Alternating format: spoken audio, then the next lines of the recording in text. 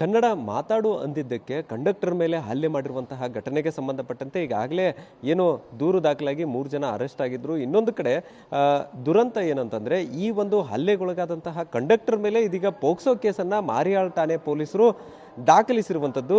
ನಿಜಕ್ಕೂ ಅಲ್ಲಿ ಆಗಿದ್ದೇನು, ನಿನ್ನೆ ಘಟನೆ ಏನಾಯ್ತು ಅನ್ನುವಂಥ ನಿಟ್ಟಿನಲ್ಲಿ ನಮ್ಮ ಜೊತೆಗೆ ಮಾತಾಡೋಕೆ ಖುದ್ದು ಕಂಡಕ್ಟರ್ ಮಹದೇವಪ್ಪನವರಿದ್ದಾರೆ, ಅವ್ರನ್ನ ಮಾತಾಡಿಸ್ತೇನೆ. ಸರ್, ಈಗ ಅಲ್ಲಿ ಏನಾಯ್ತು ಸರ್? ನಿಮ್ಮ ಮೇಲೆ ಈಗ ಪೋಕ್ಸೋ ಕೇಸ್ ದಾಖಲಾಗಿದೆ ಸರ್. ಅದೆಲ್ಲದು ಮುದ್ದಮ್ಮಾಗಿ ಮಾಡಿರಬೇಕು ಸರ್. ನನಗೆ ಬಡಿದ ತಕ್ಷಣ ನಾನು ಅವ್ರ ಮೇಲೆ FIR ಮಾಡಿದ್ದೀನಿ ಅಂತೇಳಿ MLC ಮಾಡಿದ ಮೇಲೆ ನಾನು ಕೇಸ್ ಮಾಡಿದ್ದೀನಿ ಅಂತೇಳಿ ಅವ್ರು ಉಲ್ಟಾ ಕೇಸ್ ಮಾಡಿರ್ಬೋದು ಸರ್.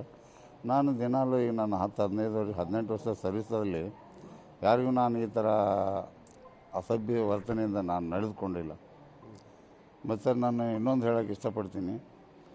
ಬಟ್ ನಮಗೆ ಈ ಥರ ಬಡಿದಾರಂದರೆ ಬಡಿಸ್ಕೊಂಡು ಹೆಂಗಿರ್ಬೇಕು ಸರ್? ಅವಾಗ ನಾನು ಏನಾದರೂ ತಪ್ಪು ಮಾಡಿದರೆ ನಾನು ಒಯ್ದು ಎನ್ಕ್ವೈರಿ ಮಾಡಬೇಕಿತ್ತಲ್ಲ ಸರ್. ನಾನು ಕೊಡೋಕ್ಕಿಂತ ಮುಂಚೆ ನನ್ನನ್ನು ಪೊಲೀಸ್ನವ್ರಿಗೆ ಹ್ಯಾಂಡ್ ಓವರ್ ಮಾಡಬೇಕಿತ್ತಲ್ಲ ಸರ್. ಎಲ್ಲರೂ ಕೂಡಿ ಈ ಥರ ಊರು ಜನರೇ ಸೇರಿ ಬಡಿತಾರೆ ಅಂದರೆ ಹೇಗೆ